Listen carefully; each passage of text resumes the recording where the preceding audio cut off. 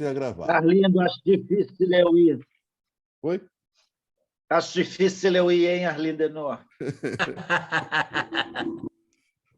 Não, está meio complicado para mim agora as minhas viagens.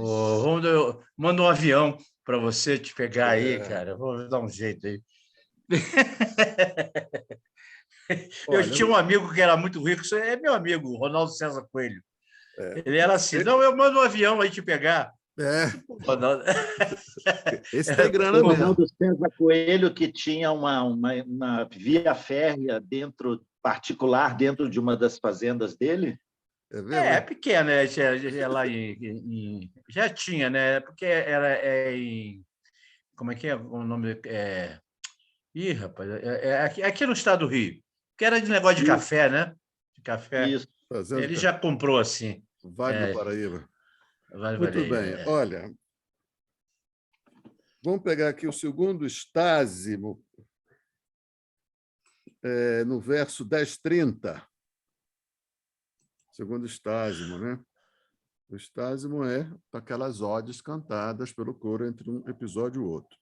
Não sei se nós já trabalhamos isso, mas se trabalhar, trabalha de novo, que eu vou fazer uma pegada aqui que vai remeter para a extensão do nosso curso de quarta-feira. A gente vai estender com o Duque, né?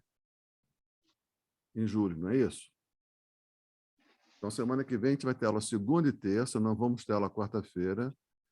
Segunda, a gente encerra a questão do niilismo. Na terça, vamos pegar a modernidade com o projeto inacabado do Habermas, e já em julho a gente começa com Dugin. Eu mandei o livro dele no Messenger, né? O PDF. Isso que a gente vai tratar aqui hoje vai remeter para lá, sabe? Vou tentar fazer essa ponte. Então é o seguinte,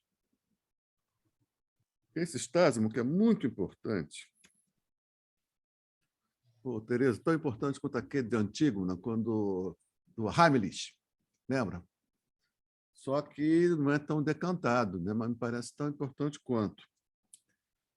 Aí eu fiz uma retranca aqui para a gente trabalhar. Édipo, um burguês sem burguesia nem capital. Um moderno, avant la lettre e avant l'esprit. Então, Édipo, um burguês sem burguesia nem capital.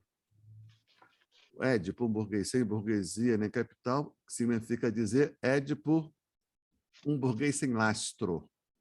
Vamos trabalhar essa ideia, lastro. Eu estou explicando. Um moderno, isto é, um burguês sem burguesia, sem uma classe social para sustentar o projeto de Édipo e sem desenvolvimento das forças produtivas capazes de sustentar esse projeto, então ele é um projeto sem lastro. E só sobrou por isso.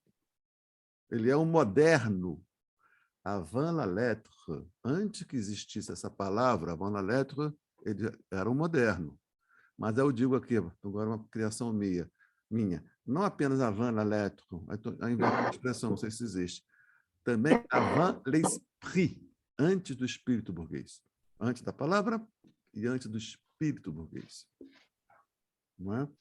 Então, estou fazendo essa ponte. Édipo com o espírito burguês. Édipo como um homem moderno, que, devido à ausência de uma classe social capaz de lastrear o projeto e de forças produtivas, capital, capaz de lastrear esse projeto, ele só sobra. Mas o projeto continua. Ele adormece, ele mergulha e vai emergir quando houver uma classe social e forças produtivas capazes de dar lastro a isso que aparece aqui como um projeto fracassado. Essa é a pegada, viu, Tereza?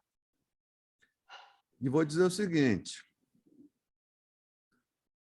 isso que lastreou o projeto de Édipo Rei, que eu estou chamando do impulso antropocêntrico, isso que lastreou durante toda a modernidade, começa a perder a força de lastro. O que, de certa maneira, retoma uma circunstância espiritual, agora, na modernidade tardia ou na pós-modernidade, em alguma coisa semelhante ao que o coro vai dizer aqui. E uma das respostas a esta crise, que está anunciada aqui pelo coro e que está presente nos nossos dias, uma das saídas para essa problemática é apontada por Dugin. Entendeu o fechamento? Essa, vamos dizer assim, é a planta baixa. Agora a gente vai tentar construir um edifício em cima dessa planta baixa. Alguma dúvida quanto a isso, de início? Hein, Arlindo Anor? Está claro o projeto? Hoje o bicho vai pegar, hein? No bom sentido. Tá claro, quer Tá dizer, claro, né? o projeto que você está propondo aí, né? Então, assim, nós estamos entendendo a morte de Deus como esvaziamento de lastro. A gente vai trabalhar bem essa palavra. Não é? Cabe. Aí eu vou tentar achar. Lembra que a gente fez uma aula só sobre a origem da metafísica? Lembra disso? Achei que ficou legal aquela aula. Vou tentar localizar para a gente retomar de novo, tá? Colocar de novo, porque agora aquela aula talvez ela encontre um ambiente mais propício para aquela aula dizer a verdade dela. Tá? Muito bem. Luiz, Diz. você poderia organizar as tuas aulas naquele teu canal do YouTube. O problema, Guilherme, é que essas aulas aqui eu teria que editar, cara. Aí dá um trabalho fudido. Por isso que eu só coloco para a gente, entendeu? Tá. Não, é que tu se tivesse falou, alguém, se alguém conhecer alguém que faça essa edição, a gente bota lá, libera. Mas é um trabalho, cara. Cada aula de 2 horas, você leva 6, cara, para fazer uma edição, tirar as coisas, né? Tem empresas que fazem isso, né? Deve ser caro. Você tem que pedir autorização às pessoas para, né? Inclusive, tinha que submeter. Eu lembro que tu falou que seria legal a gente olhar as 5 primeiras aulas do teatro grego. Aquelas 5 primeiras, eu acho que vale a pena para caramba. Mas aí, para achar isso... tá. Eu coloco de novo, então. Tá, eu coloco de novo. Tá. Facilita, tá. Vou colocar de novo as 5 primeiras do teatro grego, porque fala a questão do mito, como é que aquela parada toda, né? E vou tentar achar essa da metafísica, tá? Aí, pum. Agora, se alguém souber, a gente pode fazer uma vaquinha para pagar alguém para fazer essas edições. Aí fica, né? Vamos pensar sobre esse projeto, tá? Eu não vou fazer porque é uma coisa chata pra caramba, cansativa, não é? Aí tem que pedir autorização às pessoas para botar a participação deles, tá? Muito bem, então vamos lá. Esse segundo estásimo. Então, o que está aqui, que eu vou ressaltar, nesse segundo estásimo, é a questão que eu estou chamando de lastro. Mais do que isso, da necessidade de lastro.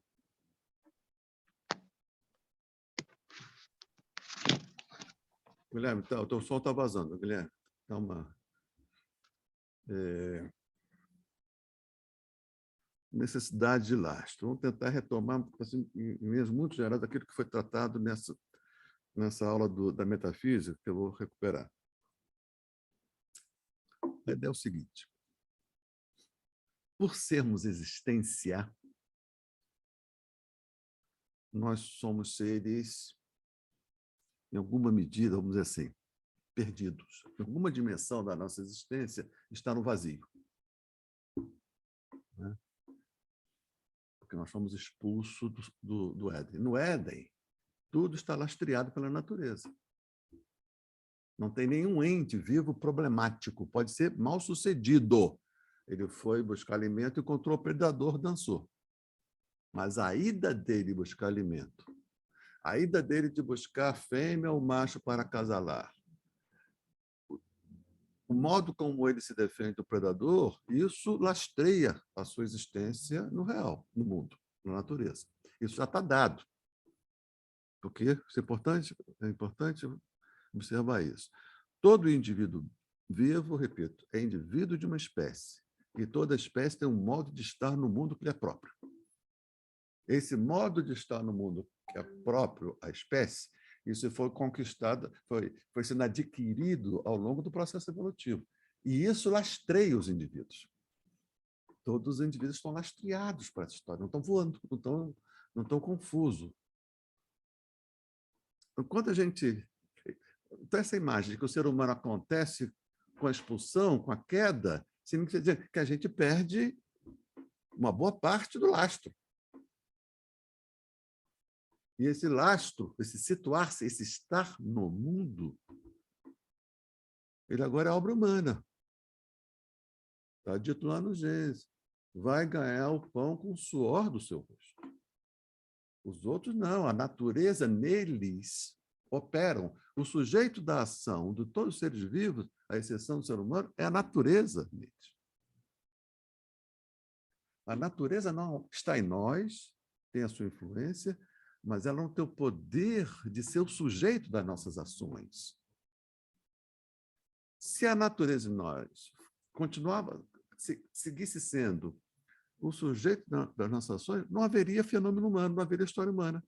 Só haveria história natural. Isso tem que ser compreendido radicalmente. Então, o que nos... Agora, por ser vivo, tem que ter lastro, tem que estar situado.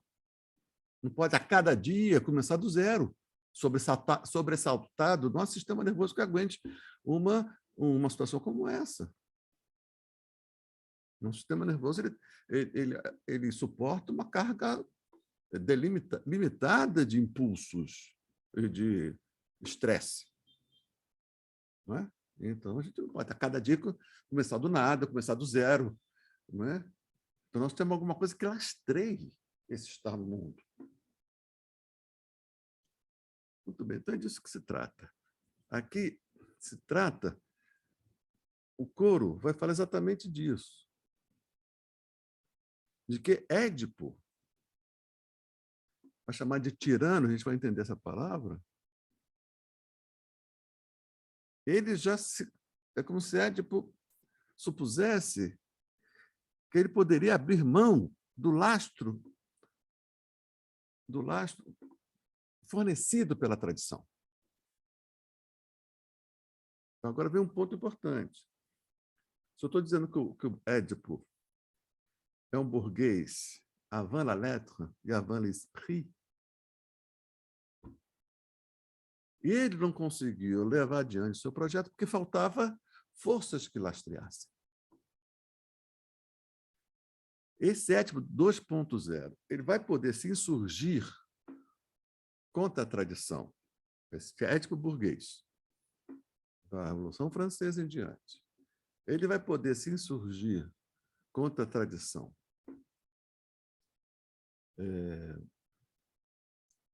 Sendo bem sucedido nessa insurreição, diferentemente do que aconteceu nesse Édipo 1.0, que o Édipo 2.0 tinha onde lastrear a sua recusa da tradição. Isso é decisivo. Isso é decisivo. Ele tinha onde lastrear. Numa classe social coesa, com um projeto de sociedade, um projeto de poder, e nas forças produtivas dirigidas para essa classe social, que é o capital. Então, veja, o capital e essa classe social davam um lastro suficiente para sustentar vitoriosamente esse projeto de negação da tradição que foi a Revolução Burguesa. Entende? Os conservadores dizem o seguinte: nós só temos como lastrear nossa experiência, o nosso estar no mundo, por aquilo que nos foi legado pela tradição. Qualquer outra coisa distinta disso não lastreia, nós vamos ficar perdidos, vagando. Como aquela imagem que o Nietzsche fez da morte de Deus, quando a Terra perde a sua ligação com o Sol. Vai ficar o quê? Vagando? Entende? Aí as classes revolucionárias, não, nós temos um lastro. Não há nada de irresponsável aqui. Não podemos dizer que a filosofia de Hegel ela dá uma formulação conceitual e teórica a esse lastro que está lastreando esse projeto de ruptura com a tradição. Entende isso? Aqui, O que o coro vai dizer é o seguinte: não está reconhecendo em Édipo a associação de Édipo com o novo lastro. Só há um lastro, que é o lastro dado pela tradição, pelos deuses, que a gente vai tentar entender isso. Ainda que o coro perceba que esse lastro já começa a se esvaziar, o que aponta para uma situação de crise.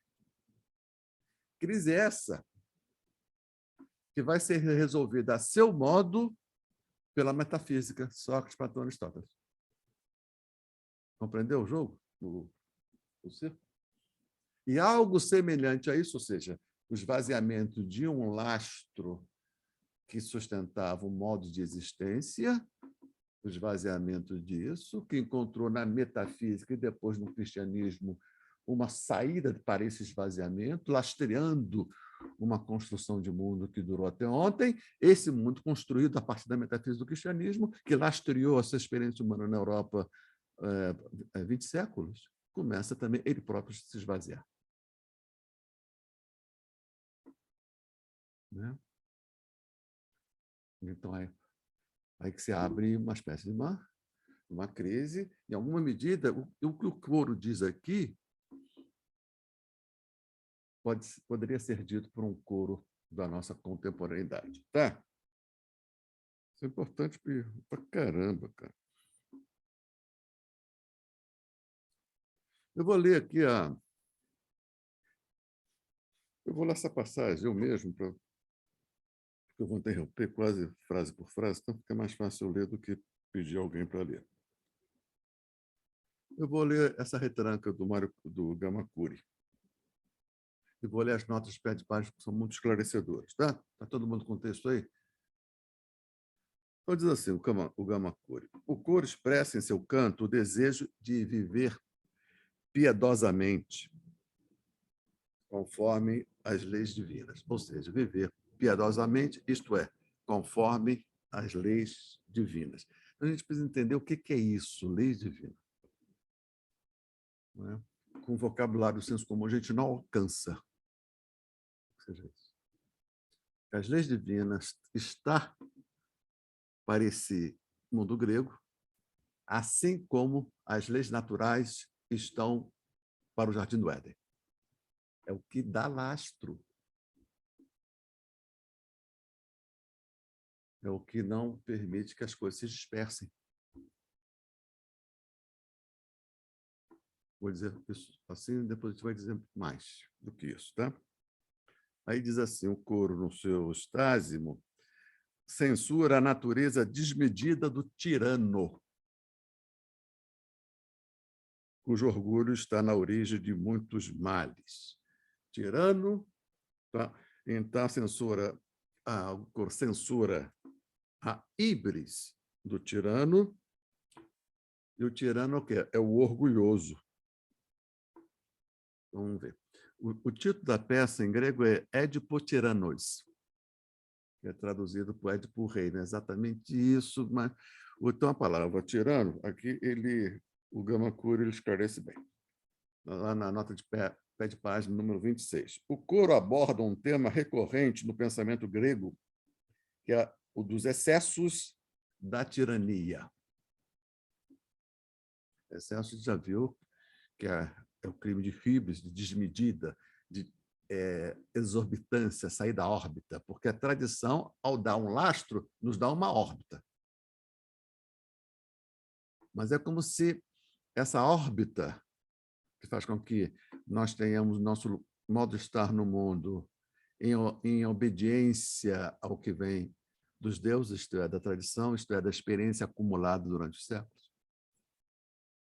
Essa órbita, essa força gravitacional da órbita já começa a perder um pouco a sua força gravitacional, sua força articulação. Então, na perda dessa força, há uma possibilidade de exorbitância, de sair da órbita. Aí o Édipo é uma expressão disso. Mas veja, aí que está o ponto, pulo do gato. Para sair dessa órbita, tem que constituir uma outra. Para sair desta órbita da tradição, tem que construir uma outra, senão só sobra o projeto.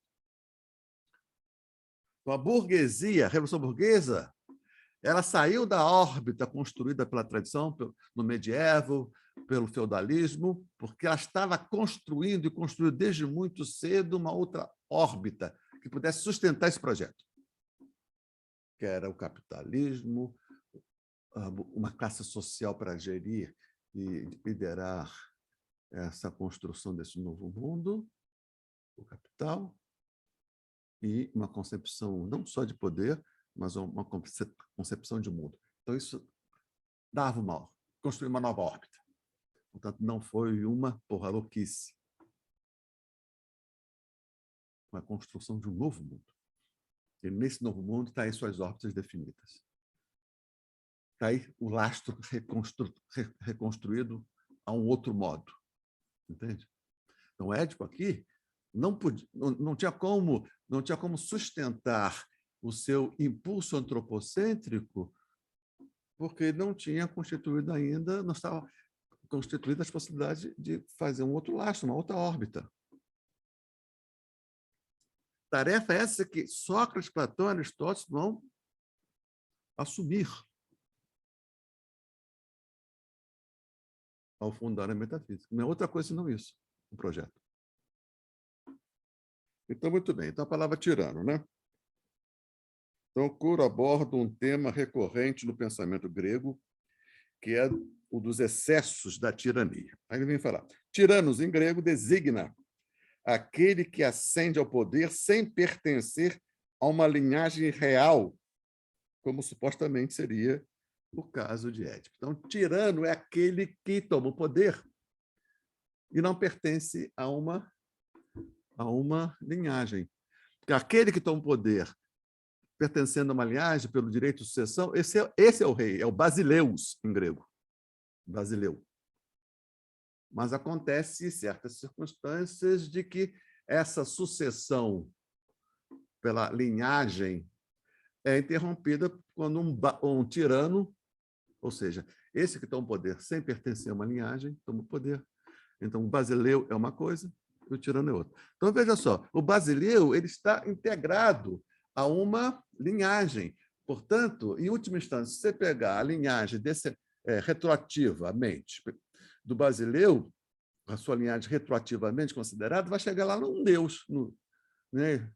O Agamemnon, acho que ele era bisneto de Zeus, alguma coisa assim. O que significa dizer que aquele poder está lastreado na experiência? O que significa na lei divina? O que significa dizer lei divina? A lei divina é aquela que resulta da elaboração e introjeção da experiência comum. Não é outra coisa senão isso. Viu, Tereza? Nota aí, isso é importante para caramba. Fala, Guilherme, não te ouvi. Eu não escutei direito, pode repetir? Oi? Repetir? Isso é importante para caramba, olha só. Então, o que o Coro está dizendo? Tem as leis divinas e o Édipo está chutando a barraca. Ele é um tirano. Quer impor à sociedade uma nova lei que não tem lastro na lei divina. Então, muito bem. Então, a gente vai ter que ter compreensão, porque a gente não pode entender leis divinas como a gente entende no senso comum. Né? Então, se lei divina, independentemente de como o grego entendia isso, não importa.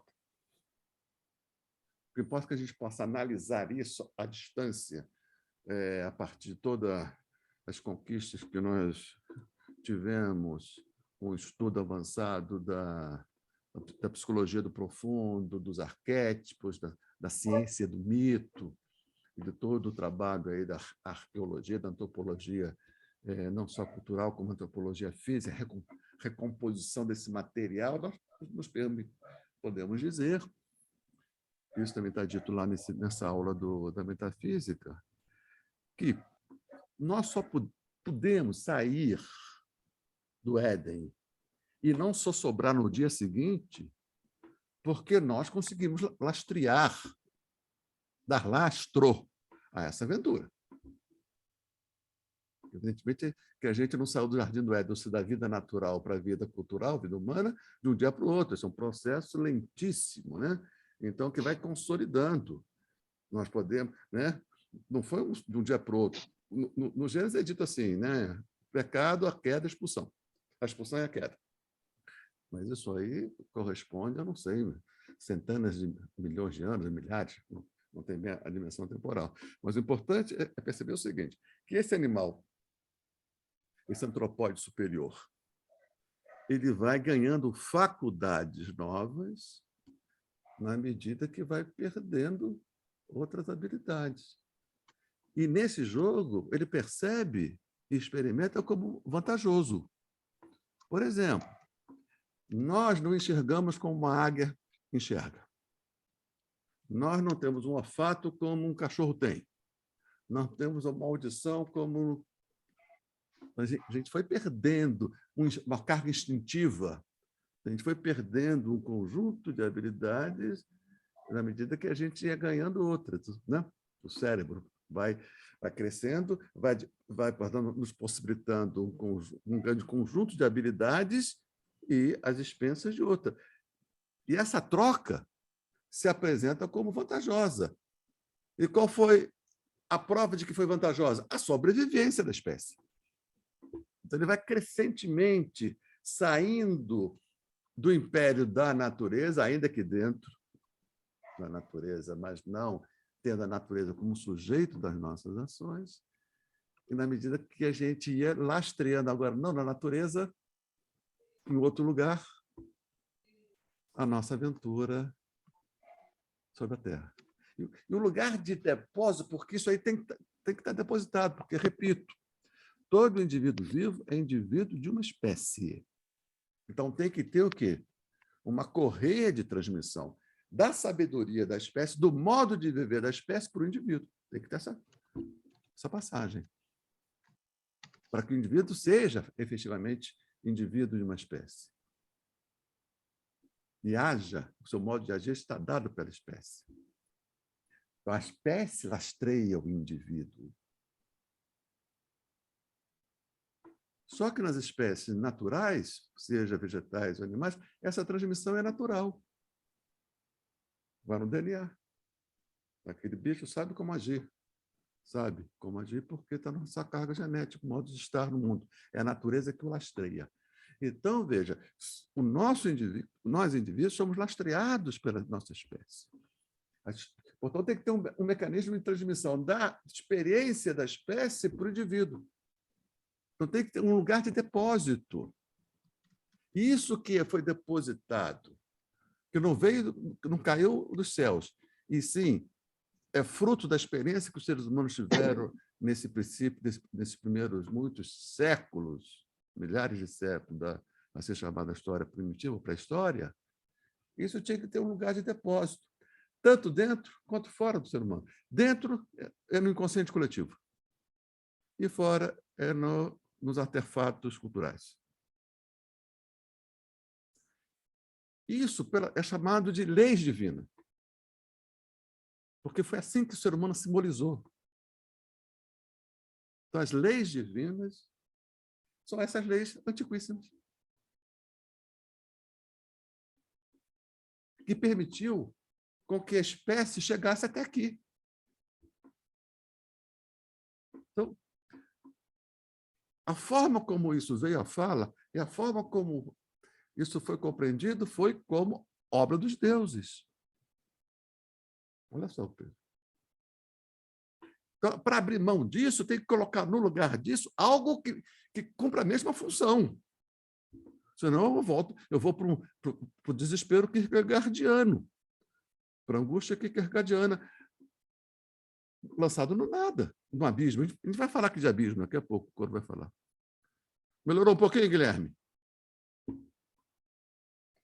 Então, muito bem. Então, o tirano que é esse cara que fura a fila, que toma o poder sem um lastro como é que ele fala aqui? Sem pertencer a uma linhagem real. Então, ele tem que ter argumentos, ele tem que ter uma fonte de legitimação da sua atuação. Édipo teve. Qual foi a fonte de legitimação do poder do tirano Édipo? Ter derrotado as Esfinge. Tereza, não te ouvi. Ter derrotado as filhas. À luz da sua inteligência. Mas ela não se mostrou suficiente para lastrear esse projeto novo de poder, porque ele era insciente dele mesmo. Pô, isso é bonito pra caramba. Então, muito bem. Aí fala assim o Gamakuri. Tiranos, em grego, significa aquele que ascende ao poder sem pertencer a uma linhagem real, como supostamente seria o caso de Édipo. Embora os gregos não atribuíssem valor pejorativo ao termo tirania, o orgulho é mencionado aqui como uma das consequências da tirania, já que o tirano tende a se vangloriar por assumir o poder graças às suas qualidades. Então, a modernidade nos fez, cada um de nós, nessa medida, tiranos. Ou seja, cada um de nós, né? E cada vez mais, porque você é o resultado da sua escolha, né? Eu escolhi isso, você escolheu aquilo, a pessoa fez um câncer, a pessoa fez um AVC, né? O pobre é pobre porque é incompetente. Não é? É como se tudo, em última instância, resultasse das nossas ações, das nossas decisões, da nossa escolha. Então, fez de cada um de nós um tirano a esse modo grego, que ele chama aqui de orgulho. Orgulho significa o seguinte: eu me lastreio a mim mesmo. O que é isso no projeto moderno? Lembra que a gente começou lá no início? A modernidade encontrou nela mesma e só nela a sua autocertificação. Lembra disso? Começamos o curso de quarta-feira com isso. E esse que se autocertifica é o autônomo, e esse é o modelo do homem da maioridade. Como o Napoleão se autocoroando. Exatamente, aquela imagem, né? Exatamente. É o poder que que não precisa de recorrer a nenhuma esfera que não seja ele mesmo para se legitimar de fora. Né? Isso aqui é o tal do orgulho, tal como está dito aqui. Entende? Então, para dizer isso, você tem que ter, para poder dizer isso e agir conforme isso, Napoleão, você tem que ter a certeza e a convicção e mostrar isso para as pessoas que você tem lastro nesse empreendimento. E o lastro desse empreendimento foi dito pelo Hegel como a teologia da história. Olha só. A história tem uma legalidade imanente que dá lastro a esse projeto. Então, quando a gente percebe que a história já perdeu a sua vocação teleológica, a gente fica mais perdido que cachorro que caiu na mudança. Está fazendo sentido? Acho que está, né? Mas tem a dimensão, não só da história aqui grega, da história do Ocidente, como a dimensão do que está acontecendo diante dos nossos olhos. Aí vai fazer sentido a proposta do Doug, que é aparentemente louca. Louca não, esquisita pra caramba, né? Fazer sentido não significa dizer que ela esteja correta ou que a gente vai concordar com ela. Né? Mas está certo.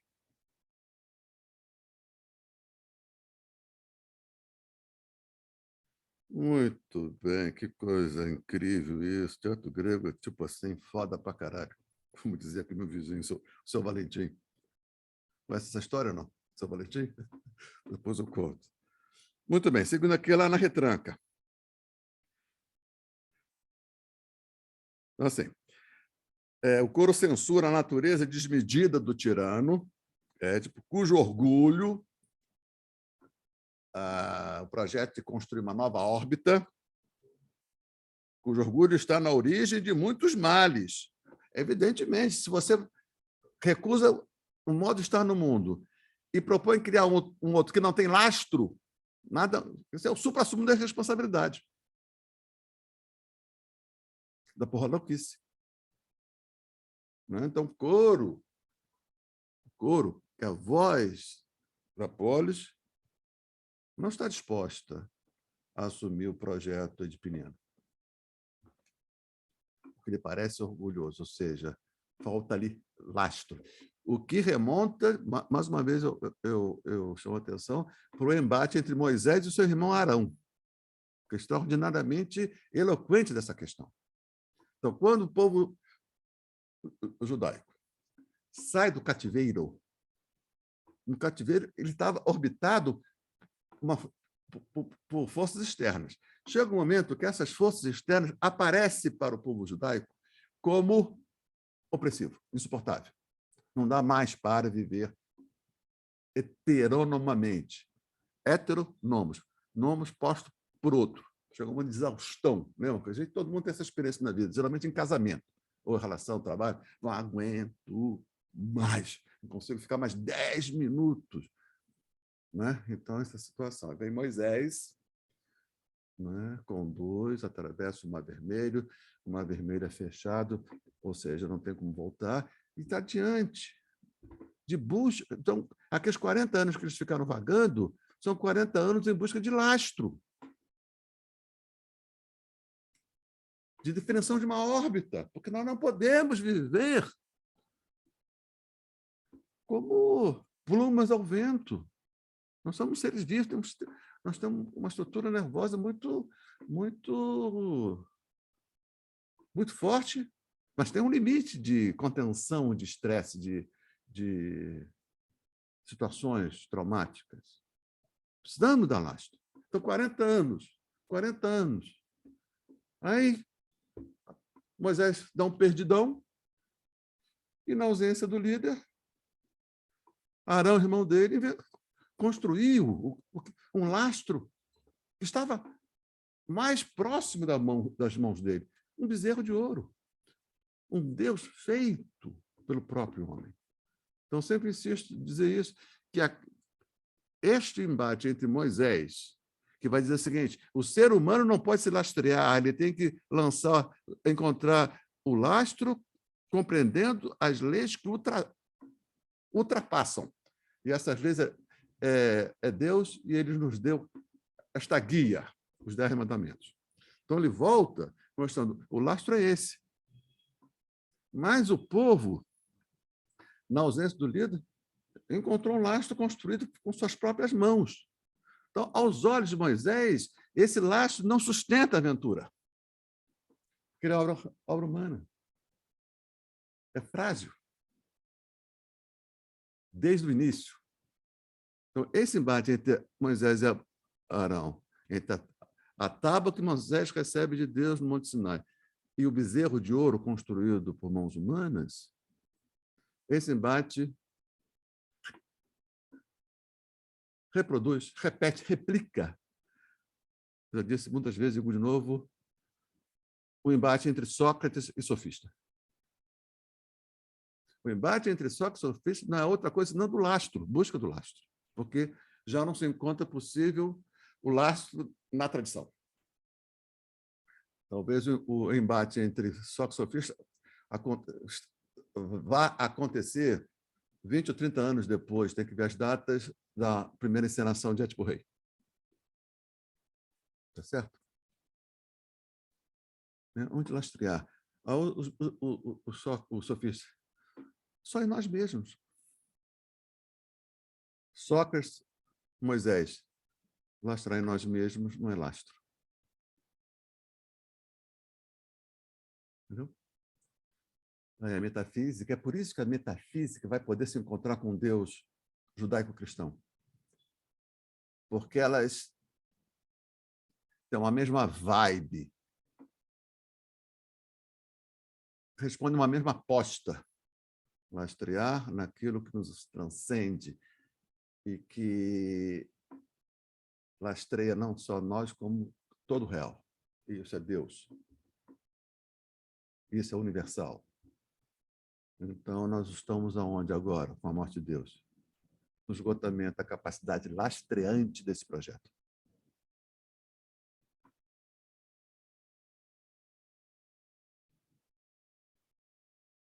Então, fala assim, voltando aqui a retranca. O coro censura a natureza desmedida do tirano, cujo orgulho está na origem de muitos males. Porque perdeu o lastro, está perdendo o lastro. Não se sustenta, portanto. Levando-o, inclusive, o tirano, ao sacrilégio, numa alusão às calúnias que Édipo lança contra Tiresias. Num verso emblemático e autorreferencial, os versos 10.000, 1063, 1064, que a gente vai ler daqui a pouquinho. O coro põe em dúvida a sua participação nos festivais caso a justiça dos deuses não se faça valer entre os homens. Então, assim, se a justiça não não se impor, a justiça divina, da tradição, a gente perde função. Tudo perde função, porque tudo que está, todas essas estruturas culturais e todos os seus reflexos na subjetividade humana vão ficar inservíveis. O que é isso se não caos? O que é isso se não anomia? Também não há por que frequentar santuários e templos se as profecias não são dignas de crédito. Por fim, o coro dirige a Zeus uma súplica para que ele se manifeste contra esse estado de coisas. Os últimos versos esclarecem o motivo de tamanha indignação, a desconsideração com que Jocasta trata os profetas e os oráculos de Apolo. Né? Então, nós temos aqui, na voz de Jocasta, na voz de Édipo, essa descrença frente à tradição, ao lastro tradicional, ao que tradicionalmente vinha lastreando a experiência humana na Terra, ao nosso estar no mundo, ao estar no mundo do grego. E, nesse momento, esses tiranos, essas insubordinações frente à ordem tradicional, ela vai ser derrotada. Muito bem. Quem é que pode ler aqui para mim o coro? Eu vou ler. Coro. Olha só. Seja-me concedido pelos fados compartilhar da própria santidade, não só em todas as minhas palavras, como em minhas ações, sem exceção. Então, ela está pedindo a graça de poder compartilhar, ou seja, de estar no mundo conforme, não só com palavras, mas com ação, conforme a tradição. Isso é tido como uma graça, e ela pede que seja concedido ao coro, a polis ateniense, essa dádiva. Que essas palavras e as ações, sem exceção, moldadas sempre nas sublimes leis originárias do céu divino. Então, tem que entender isso. Originárias do céu divino, originárias da longa tradição, porque é só isso que nós temos para nos lastrear. Porque a natureza que se mantém no nosso corpo não tem mais força de nos lastrear. Então, nós temos uma coisa, o nosso corpo e a experiência comum. Essa é a fonte de sabedoria. E essa experiência comum, ela se decantou em arquétipos do inconsciente coletivo e instituições culturais, no mito, na religiosidade. Então, quando fala aqui, nas sublimes leis originárias do alto do céu divino, significa as leis originárias da experiência vivida em comum, elaborada e cristalizada, seja como subjetividade, seja como objetividade. É isso que significa leis divinas. Tá? Ou seja, lastro. 10:35. Somente o céu gerou as santas leis, somente a tradição, a experiência coletiva gerou a tradição. É uma experiência comum. Então, veja, substituir isso por uma outra coisa, essa outra coisa tem que estar muito lastreada. Isso, e a metafísica vai encontrar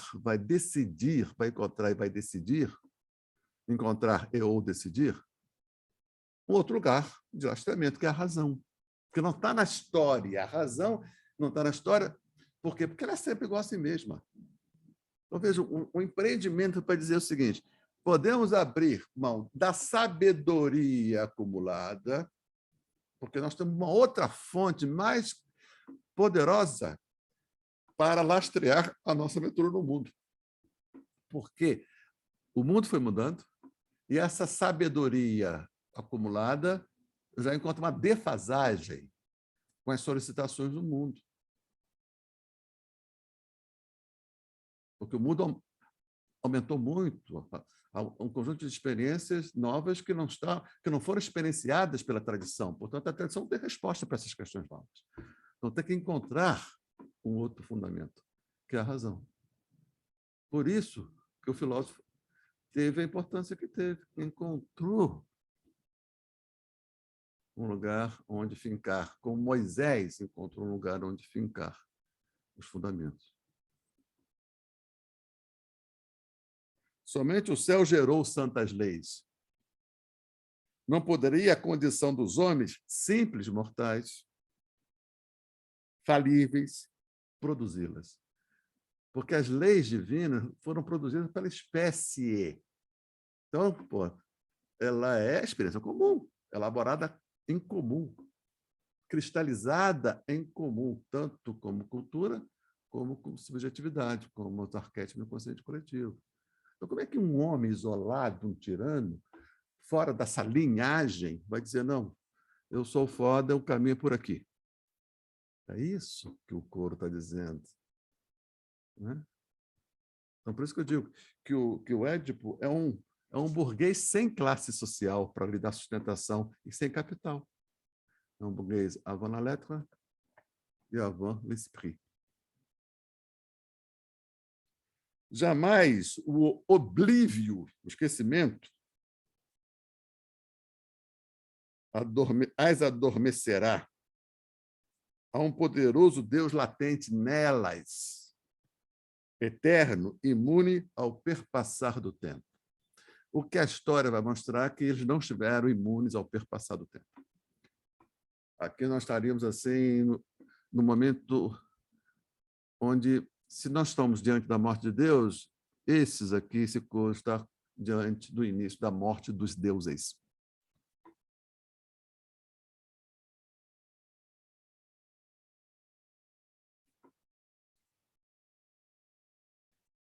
Agora que fala aqui, olha só que bonito. 10h40. O orgulho é o alimento do tirano, por definição. A exorbitância. O tirano se lança fora do lastro, dizendo que nós podemos lastrear a partir da polis um novo caminho. Isso vai encontrar uma formulação teórica e prática nos sofistas.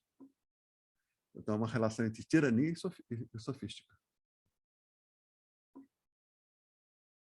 O orgulho é o alimento do tirano. Quando ele faz exagerada messe de abusos e temeridades fátuas, inevitavelmente precipita-se.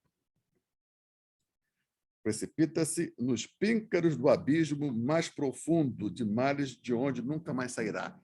Porque está dizendo o seguinte, isso é importantíssimo. Fora do lastro é o abismo, são os píncaros do abismo mais profundo de mares onde nunca mais sairá. Esse é o tema. Nós podemos dizer que os primeiros filósofos compreenderam isso com toda a dramaticidade que isso comporta.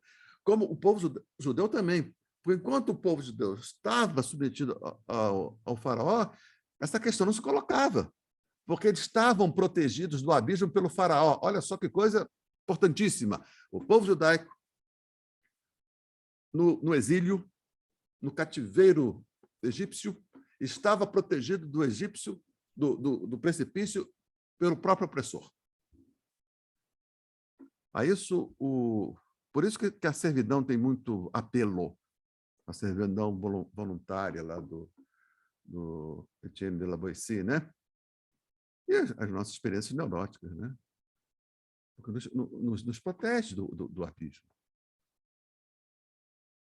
Porque diante do abismo, nós temos que ou encontramos lastro ou sossobramos pelo abismo.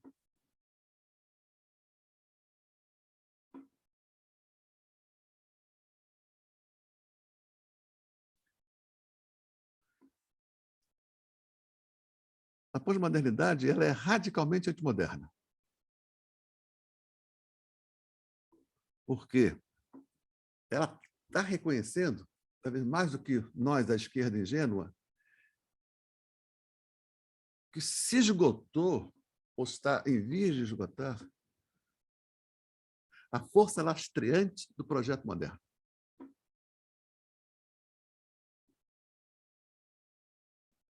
E ela apela com esse coro para a manutenção de uma tradição que só existe na cabeça deles. Uma esquerda ingênua não reconhece que o projeto moderno está perdendo seu lastro.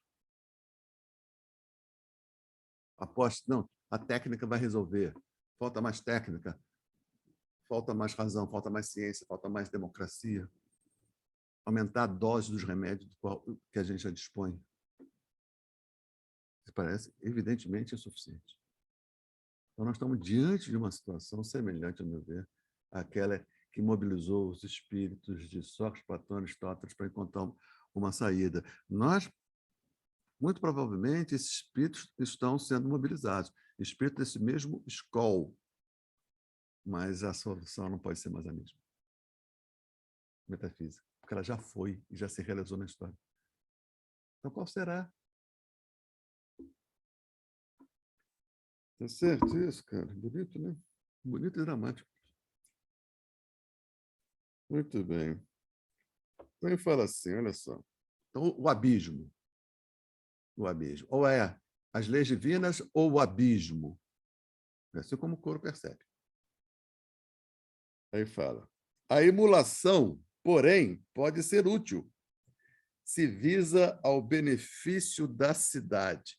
Estou entendendo a emulação como... Emulação é aquele que quer ocupar o lugar, né? O êmulo da seringa, né?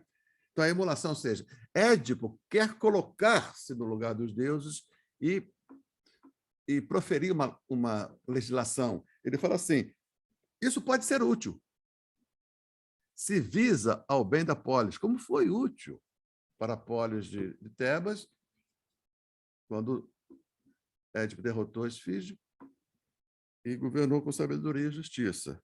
Aí fala assim, a emulação, porém, pode ser útil se visa ao benefício da cidade, que a divindade estimule sempre, e não me falte a proteção. Então, a emulação ela pode ser útil, mas desde ali, localizada, restrita nos seus limites, né? Mas o homem que nos atos e palavras se deixa dominar por vão orgulho, sem recear a obra da justiça, e não cultua propriamente os deuses, está fadado ao doloroso fim. Ou seja, se é para negar a tradição, tem que colocar algo dessa mesma força lastreante no lugar. Senão é irresponsável. Óbvio que é irresponsável. Então, o espírito burguês ele foi conquistando aquilo que não era burguês, ou seja, o terceiro estado, né? Mostrando o seguinte, nós estamos colocando em marcha forças lastreantes, pode vir. Mesmo que vocês não sejam os beneficiados imediatos dos camponeses e dos trabalhadores, pode vir, porque nós estamos lastreando um novo mundo que abre para vocês horizontes de existência superiores àqueles horizontes de existência abertos pelo medievo. Então, as pessoas só foram, a burguesia só teve poder de se tornar classe hegemônica do terceiro estado porque as pessoas percebiam que ele tinha uma força lastreante. Porque ninguém é responsável, caralho. Entende? E lastreou durante 3, 4 séculos. Mas a força lastreante está perdendo ímpeto.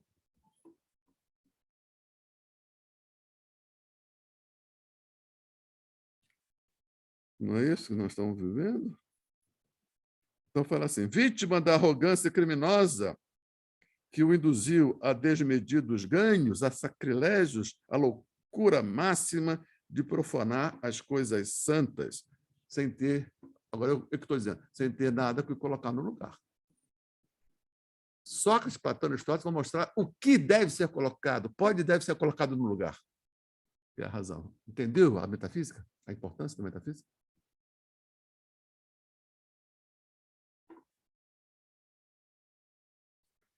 Quem poderá, então, vangloriar-se onde tais atentados têm lugar? de pôr-se a salvo dos divinos dardos. Ou seja, quem vai nessa direção não vai se pôr a salvo dos divinos dardos, vai ser castigado. Aqui aparece castigado pelos deuses. Diz assim, castigados pelo real. Se você... É como assim, eu estou na casa do meu pai e me sinto oprimido. Se eu saio da casa dele, eu tenho que ter condições de me lastrear fora da casa do meu pai. Senão eu vou ser atingido pelos dardos divinos. É isso que está dizendo. Agora, eu só não vou sobrar fora da casa do meu pai se eu tiver capacidade de compreensão das forças que podem me servir como lastro. Eu tenho que identificar, fora da casa do meu pai, forças lastreantes e, em mim, condições de me valer delas. Isso, da modernidade, tomou o nome de ciência e técnica. Entendeu?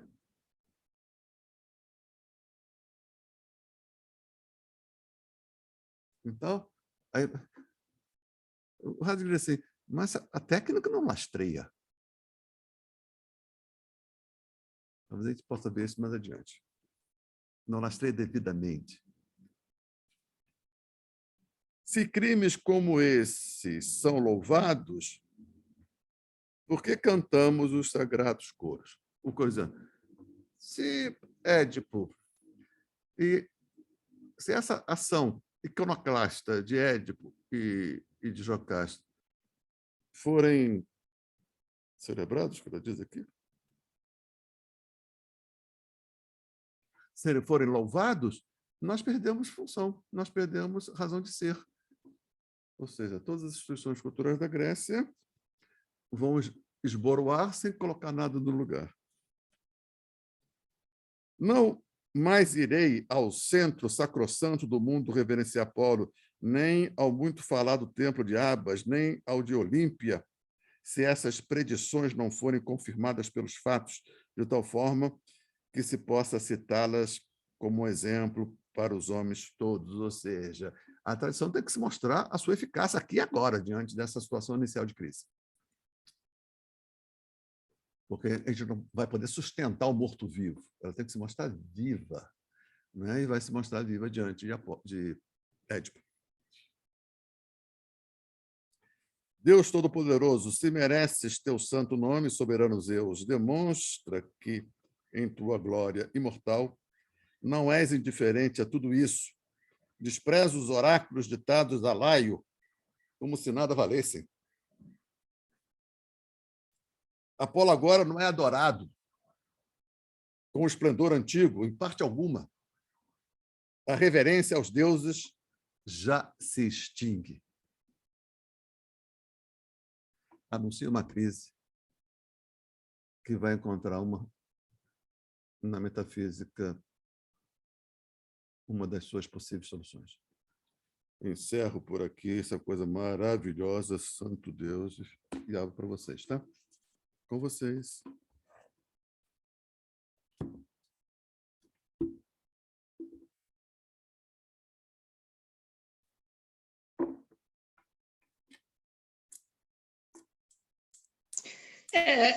Luiz, Laio já Estou te ouvindo, iniciou... Margarete. Passei a ouvir, passei.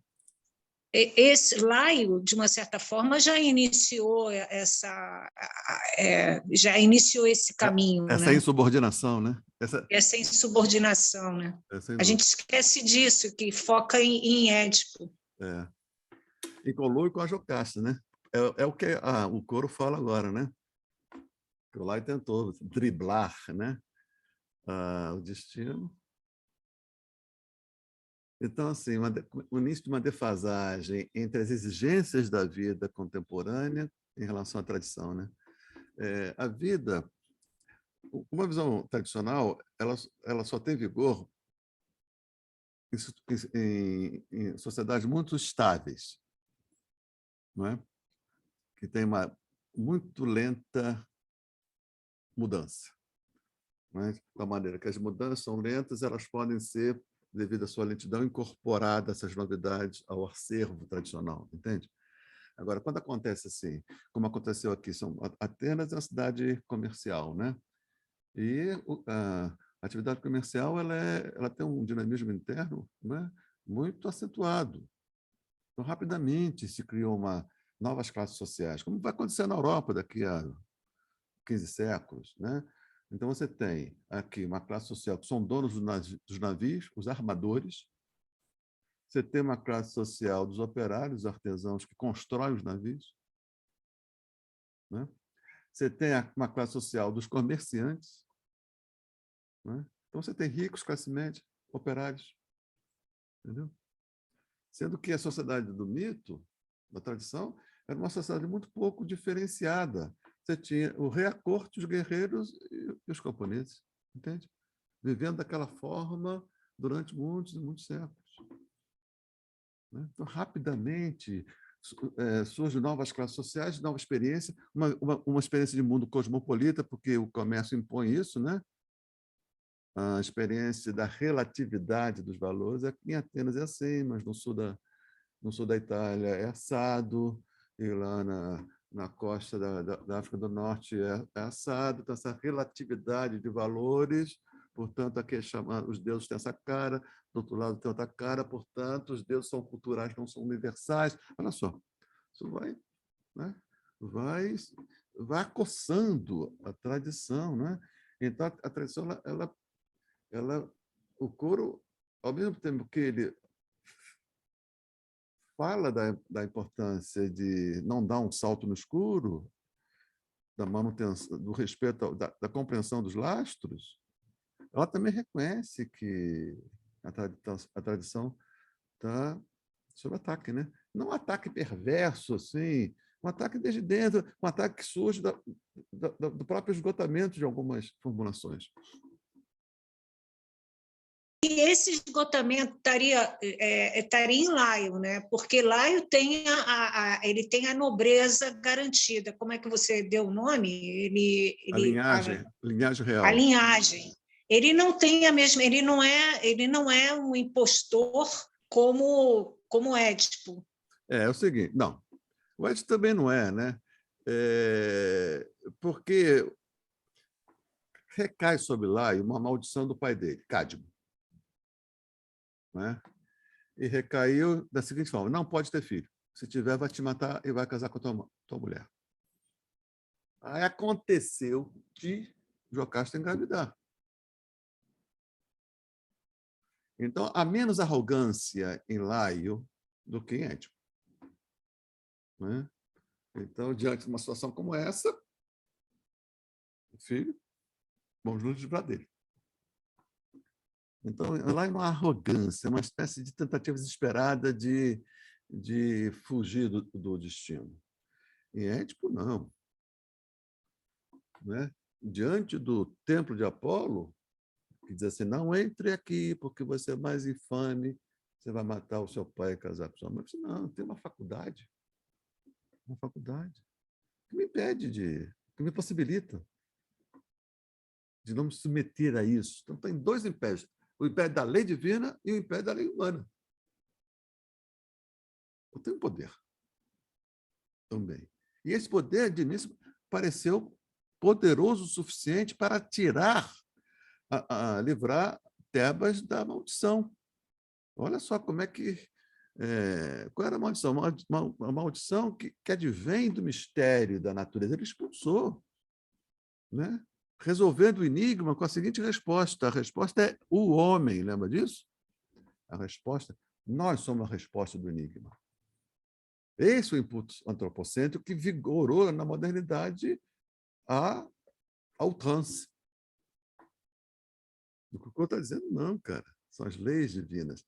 Significado, as leis que a comunidade forjou ao longo de um lentíssimo processo de experiência comum, resultado um saber comum, resultado de uma experiência comum, que encontrou dois lugares de cristalização, dentro da gente e fora da gente.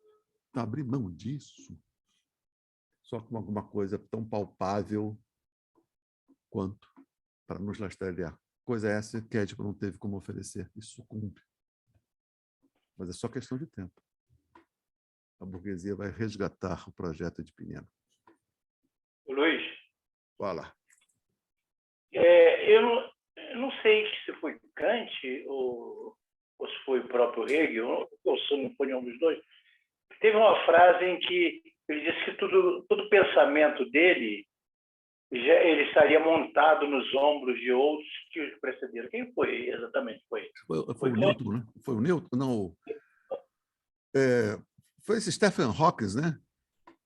Eu cheguei alto porque eu subi nos ombros de Newton, né? Alguma coisa assim. Mas eu acho que antes dele já tinha alguém. Mas o que eu quero dizer é o seguinte: é que o problema que se coloca hoje, nesse contexto em que nós vivemos, ele é diverso desse tipo de problemas que esses filósofos enfrentaram anteriormente. Por quê? Porque nós estamos numa situação limite. Nunca se apresentou na humanidade essa questão. Por isso que eu faço menção a se há alguma semelhança do nosso mundo com o mundo aqui, esse. Que a tradição está fazendo água, né? E, diante disso, a metafísica se apresentou um caminho que vai ser o caminho que o Ocidente vai percorrer. E percorreu.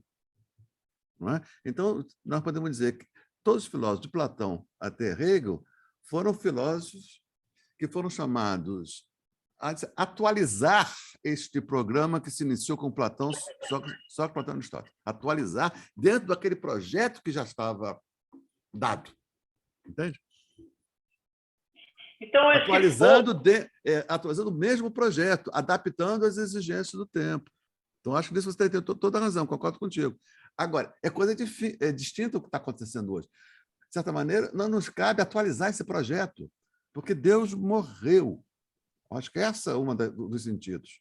Não cabe ressuscitar, ele só existe hoje como religião. Ou seja, as igrejas são as tumbas desse Deus morto cujo cheiro putefrato já se faz sentir. Não é? É uma questão meramente religiosa.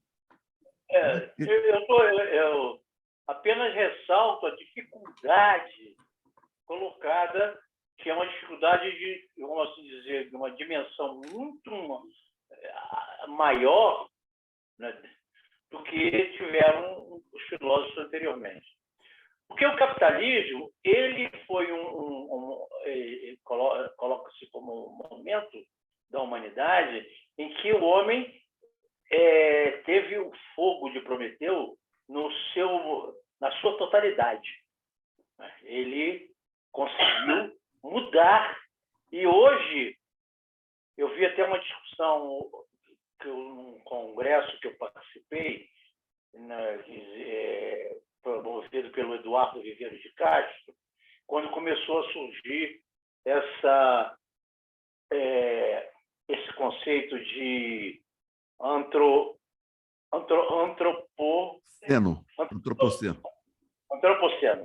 Havia lá porque esse conceito de antropoceno ele é um conceito que ele passa pela área de geologia, né, que um novo conceito seria, mas ele na verdade não existe ainda, porque tem que ser aprovado, tem todo um processo, né, de discussão sobre isso, né? E é uma coisa de uma dimensão, vamos assim dizer, imensa, porque é um poder para a humanidade que nunca existiu. Antes, todas as eras geológicas eram determinadas pela a Terra, né, pelo universo. O dinamismo interno da própria natureza, né? Hoje se coloca a controvérsias, essa questão do antropoceno, não é? Como um elemento, então, que iria balizar essa era em que nós vivemos. Que é um negócio terrível. Isso, na verdade, se você se debruçar sobre a questão, é uma questão terrível. Então,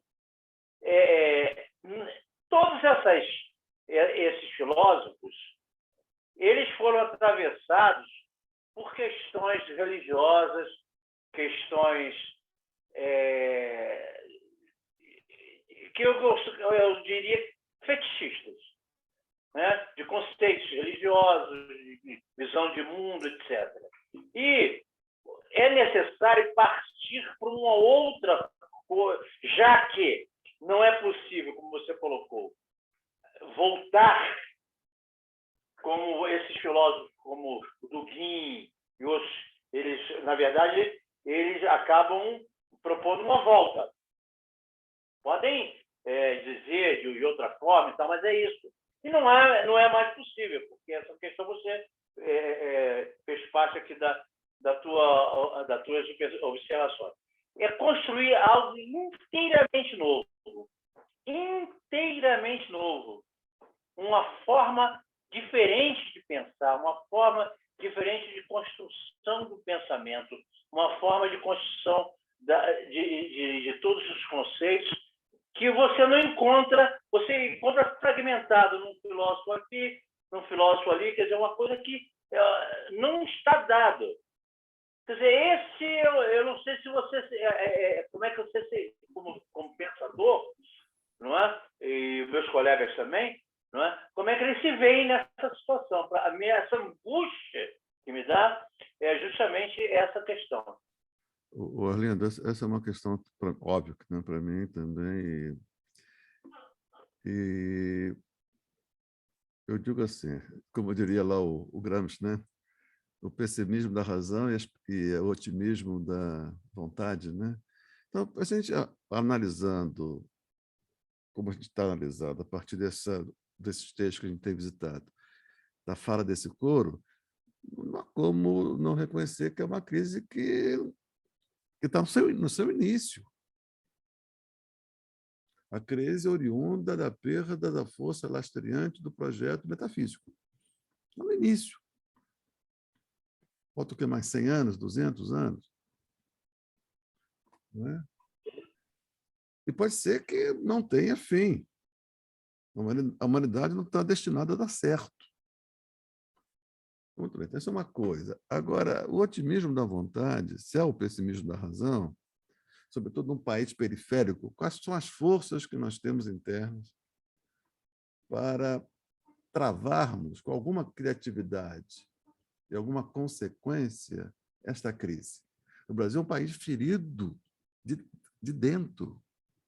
Nós não temos inimigos externos, ferido de dentro. O bolsonarismo é uma infecção oportunista, ou seja, se valendo de um organismo fragilizado, adoecido, ataca de dentro, cuja consequência mais imediata, a meu ver, é enfraquecer mais ainda esse organismo, dificultando mais ainda nós encontrarmos uma resposta criativa, né, para as exigências do tempo. Então, a avaliação da razão nos leva a um pessimismo.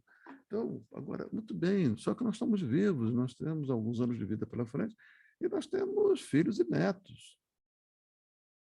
Não é?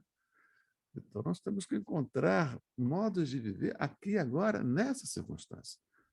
Não é? Porque só uma última frase, Orlando, porque no nosso tempo de jovem, nós vivíamos na ditadura, mas nós tínhamos assim, como projetar as nossas vidas no futuro, porque todos nós consideramos, consciente disso, mais ou menos, não importa, que a história estava ao nosso serviço. A história me absolverá, o tribunal da história vai colocar as coisas no seu devido lugar, porque a história tem uma legalidade imanente, e essa legalidade imanente conduz para o mundo que eu estou tentando construir desde agora. Isso não se tem mais. Então, nós somos filhos abandonados pela natureza e agora pela história. Então, nós temos, cada um de nós, encontrar um jeito de viver nessa conjuntura. Diga. Eu tenho assistido alguns vídeos de uma repórter chamada Eliane Brum. Não sei se você conhece. Ela se destacou muito nas jornais de 2013 e ela tinha uma coluna naquele jornal É o País, né? E, de uma certa forma, ela é ligada um pouco ao Eduardo Viveiro de Castro, esse pessoal, né? E eu vi um vídeo dela que eu fiquei noites assim, sem dormir, ela em Altamira, ela mudou-se para Altamira, ela mora em Altamira. Ela mora também. Ela mora em Altamira porque ela quer, como é que é o nome dela? Dá um outro termo. Ela quer tirar a brancura dela. Né? Ela quer entender essa questão desses povos, vamos assim dizer, não só os povos originários, índios e tal, mas esses diversos povos que compõem fundamentalmente a bacia amazônica, etc. Então, ela está muito ligada a essa questão de Belo Monte. Então, existe em Altamira bairros e bairros que a empresa de Belo Monte construiu para colocar as pessoas que foram retiradas de Belo Monte. Não sei se você conhece isso aí. É uma das coisas mais gigantescas que eu já ouvi falar. Porque foram ribeirinhos, não estou falando de índios, estou falando de ribeirinhos que foram retirados e foram dado a eles foi feita uma compensação financeira, né? E deram a eles um bairro, construíram casas, né? Casas todas iguais. Aí ela faz essa entrevista lá nesse bairro. Né? Então é o seguinte, esses ribeirinhos que moram lá não têm água. As casas não têm água. Né? São casas, não têm árvores. Aliás, Altamira é uma das cidades mais desmatadas do mundo. E está em plena Amazônia. E uma das cidades mais violentas do mundo. Está em plena Amazônia. O que eu estou me referindo aqui é o seguinte, questão de conceito de coisas que são colocadas. Quando foi dado dinheiro para os caras, se colocar se as pessoas teriam posses ou não. Na verdade, eles viviam uma vida em que eles não precisavam de dinheiro, porque eles caçavam, eles pescavam, eles tinham uma palafita, não a palafita que nós conhecemos na favela, outro tipo de palafita. Eles tinham uma interligação com a natureza, eram pessoas integradas à natureza, que foi tirado, parênteses, governo do PT.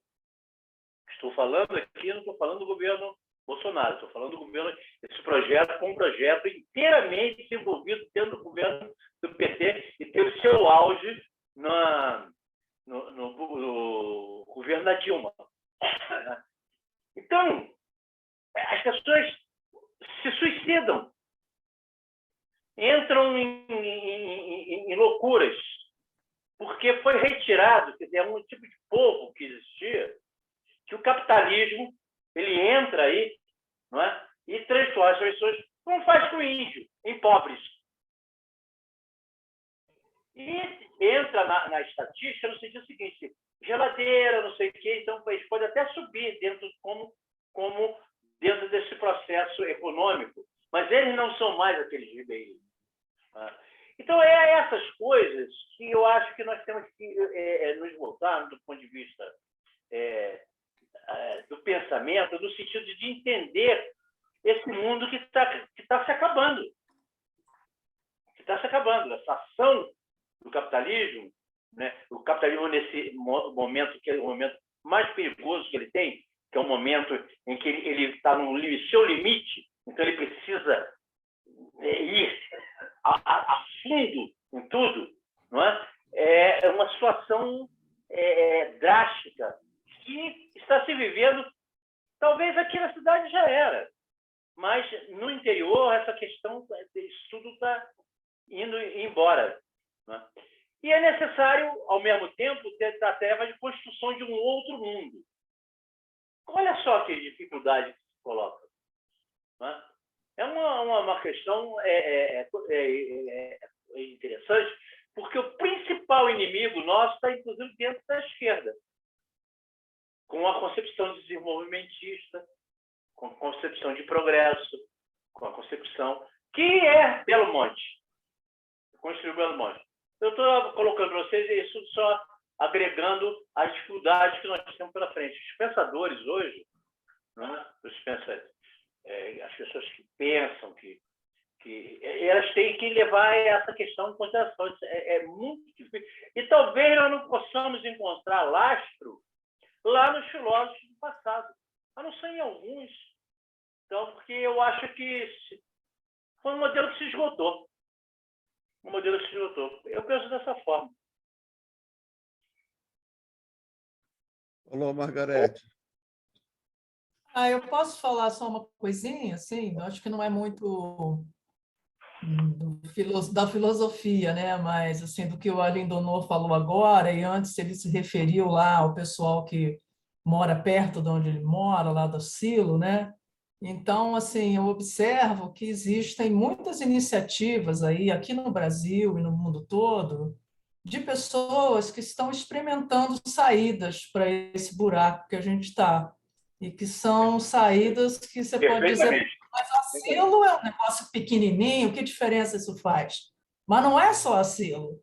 Existem, posso dizer, seguramente centenas, talvez até milhares, né, pelo mundo todo, de experimentos nesse sentido, né, que vão, como é que você lida com a natureza de uma maneira sustentável, tem a experiência da agrofloresta, né? Então, essa asilo, Luiz, assim, eles unem, né, arte com experimentações tecnológicas, com pesquisa, para buscar soluções que têm a ver, às vezes, com, como é que se diz? Com a parte hídrica, né? Com a parte dos rios, né? da água, da plantação. Eles também são muito voltados para soluções para pequenos agricultores aí do interior do estado, né? Então, assim, eu fico assim, observando essas coisas, eu acho que assim, esse desânimo que nos dá, né, é porque a gente conhece pouco, né, de todas essas coisas que estão sendo aí semeadas pelo mundo e, sei lá, quem sabe nossos netos não vão poder ter um mundo melhor, né, depois que essas iniciativas, ou através dessas iniciativas, dessas coisas que estão brotando aí pelo mundo todo. Quer dizer, se o mundo está acabando, tem gente tentando inventar um novo mundo, né? Sei lá, me deu vontade de falar isso, assim, para... Bia, eu estou de pleno acordo quanto a isso, também vejo essas manifestações, já falei do Tenda dos Povos, né?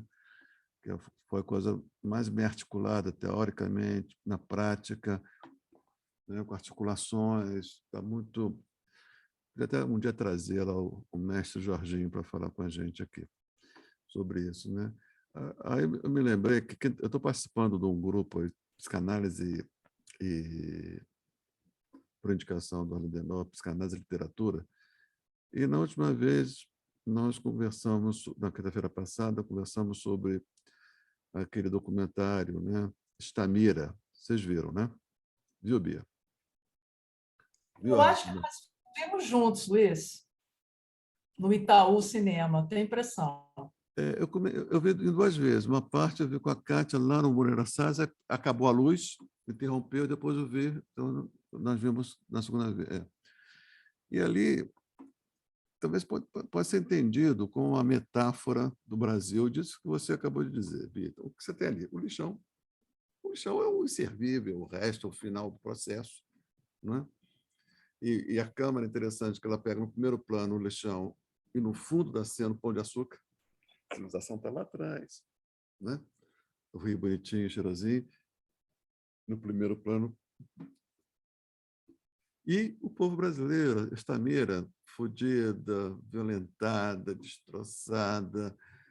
Mas esse povo, essa pessoa, né, vamos dizer assim, violentada, oprimida, num lugar, aparentemente um deserto, ela encontra um modo de sobrevivência.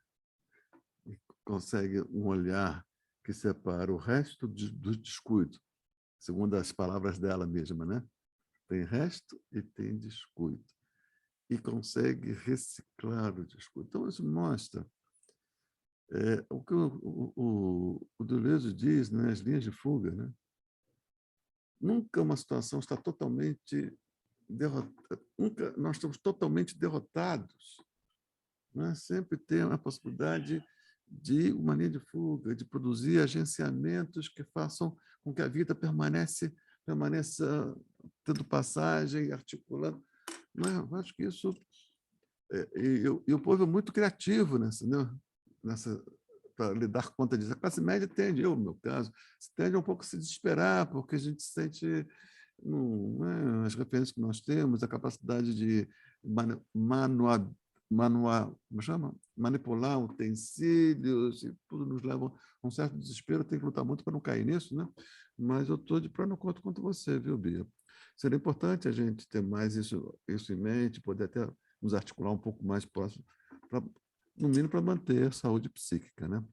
Aí, Tereza, cadê você, Tereza? Sumiu o seu rosto. Acabou, Bia? Sim, só me deu vontade de Legal, falar isso é um pouco importante. fala do Alexandre. Tereza Neves. Estou aqui. Eu acho que essas preocupações são de todos nós, né? E realmente eu acho que a saída é pelo que a gente ainda não pôde realizar, né? Então, nisso aí, viva o Heidegger, né? Que mostra que a gente tem que explorar o que não foi explorado, tem que ir onde a gente ainda não foi, né? Tem que tentar buscar um outro caminho que ainda não foi seguido, que é alguma coisa que não foi explorada. E essas iniciativas, né, que a Bia está mencionando aí, que o Arlindo Ernaux também chamou atenção, eu acho que são experiências nesse sentido, acho que são esforços que devem ser levados realmente em conta e a sério, porque, por exemplo, o Brasil, acho que perde uma grande oportunidade de justamente dar atenção aos seus povos originários, é uma coisa que está esquecida, né? Adormecida, está abafada, né? Deveria ser o contrário, nós deveríamos estar lá. A Amazônia, né? O patrimônio da Amazônia, a gente deve a eles, né? A gente deve a esses povos. Eles têm uma sabedoria sobre aquilo que nós não alcançamos, nenhuma ciência alcançou, nenhuma, né, medicina, enfim, e a gente não leva isso a sério, a gente enfim, né, não dá valor a isso. Nem não reconhece aquela sabedoria como sabedoria, né? Pois eu já como vi crendice, como coisa sem sentido. Alguns povos desses, né, desses que vivem isolados, enfim, eles produzem, agora com o uso da tecnologia, né, por isso assim, que eu acho que esses povos estão muito, de certa forma, estão muito próximos da tecnologia. Né? Eles fazem um uso da tecnologia que talvez nós ainda não tenhamos... não tenhamos a mesma relação que eles estabelecem com a tecnologia. Eles produzem espécies de enciclopédias, vamos dizer, a palavra mais próxima, talvez, que a gente tem para chamar o que eles fazem, né, seja enciclopédia, produzem um tipo de conhecimento secretíssimo, que só poucos na tribo detêm e dominam, porque é o medo que eles têm disso cair nas mãos, enfim, erradas, né? Então, assim, e a tecnologia tem ajudado a manter essas tradições, né, e essa sabedoria, esses conhecimentos, pelo simples fato de que ninguém dá valor a eles. Só eles conhecem e sabem o valor que isso tem, né? Então, eu acho que assim, a gente se abrir para esse tipo de patrimônio que a gente tem, né? Sem fazer isso, gente, sinceramente, eu acho que a gente não tem como vencer as nossas dificuldades ou como sair dos buracos que a gente se meteu, né? Está muito complicado, está muito difícil. Enfim. Guilherme, querido, para encerrar, Guilherme e Isabel. Pois então, Luiz, qual é o lastro atual e qual é o lastro futuro? É a pergunta de 20 bilhões de dólares. Porque essa saída dos povos alternativos, se não tiver lastro, não vai funcionar, né? Então, olha só, trazer a filosofia de novo. Os filósofos atuais, assim, na segunda metade do século XX, não são mais filósofos ao modo da tradição que pretendiam representar o real. O real está ali, se apresenta, e a gente reapresenta, faz uma representação do real no conceito. Não? Então, a teoria é o real na teoria, no discurso, né? Nos fornecendo elementos para a gente poder atuar no real e colocar o real sob o nosso domínio. Então, se a teoria é adequada ao real, ela é verdadeira, se não é adequada, ela é falsa. Então, isso começou em Platão, acabou em Hegel. Então, os filósofos, estou pensando assim, os pós-estruturalistas, já não têm a pretensão de representar, mudou, ou há uma mudança de paradigma, né? E de fornecer instrumentos conceituais, teóricos, que nos permita não forjar lastros, mas construir lastros. Eu só consigo construir lastros se eu tiver conhecimento acerca de duas coisas: do que está fora de mim e das minhas possibilidades. Então, a gente precisa compreender uma espécie de uma gramática do acontecer. Veja, não é reproduzir o acontecer. Uma gramática de como o acontecimento acontece. Não estou representando, eu estou forjando chaves de leitura do real, que me permita operar nele, encontrando veios que me permita sustentar projetos. Eu acho que a filosofia do Deleuze deu outra coisa senão isso. Uma gramática do real que me permita, né? Eu acho que essas iniciativas todas dos povos originários, e disso que Bia falou, disso que eu falei da tenda dos povos, eles estão operando já nessa dimensão. Entendeu? E com conhecimento pode ser empírico, intuitivo, ou algum conhecimento teórico, né?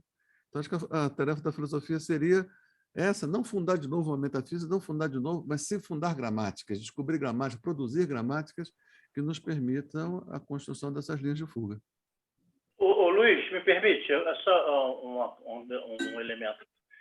Você percebe, eu pelo menos estou percebendo isso, nos últimos tempos, como multiplicou-se o número de quadros políticos oriundos dessa área, desses povos originários. A atividade deles é importante. E não somente isso. Eu tenho percebido que há uma receptividade, né, em todos os lugares aqui por interior e tal, quando um índio, ou não somente um índio, ou um sertanista, alguém vem se propor a fazer palestras e tal, enche auditório. Há uma busca, né, constante em relação a isso. Eu dou exemplo, por exemplo, um exemplo é dessa morte desses dois, do jornalista e coisa. Você vê o que foi, só a coisa tomou aquele vulto, porque aqueles povos ali, organizados, eles fizeram um processo político que emparedou o governo, não é verdade? Mostra maturidade. Então, já não podemos falar dessa área de eles têm centenas, milhares, talvez, de quadros políticos, com cursos nas universidades, com mestrados, com doutorados. Não que isso seja o elemento fundamental, mas do ponto de vista de instrumentalizar aquilo que a Teresa está colocando, a tecnologia a serviço do conhecimento dele. Eu acho que é uma coisa que nós temos que estar alerta, porque está acontecendo. Né? Isso que a Bia diz, que eu chamo de pontos de luz, eu tenho tentado colocar hoje a minha tarefa para as pessoas é o seguinte: formem pontos de luz. Sejam ele qual for. Tem um amigo agora, o Silas mesmo. Vou fazer um cineclube na minha casa. Você está entendendo? Vou fazer um cineclube na casa dele. É uma coisa assim, um cineclube. Até já fizemos isso. Mas nós, até que passamos por isso na época do ditadura, sabemos da importância que isso tem. Então, porque hoje você aglutina e você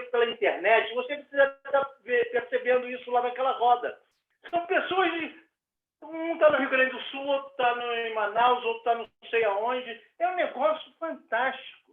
Não é? Pessoas que têm, no fundo, pensamentos que convergem, talvez, para tentar impedir essa catástrofe.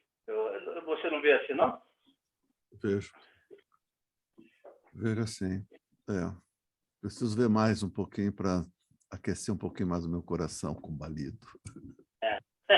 Não, isso aqui é um ponto de luz.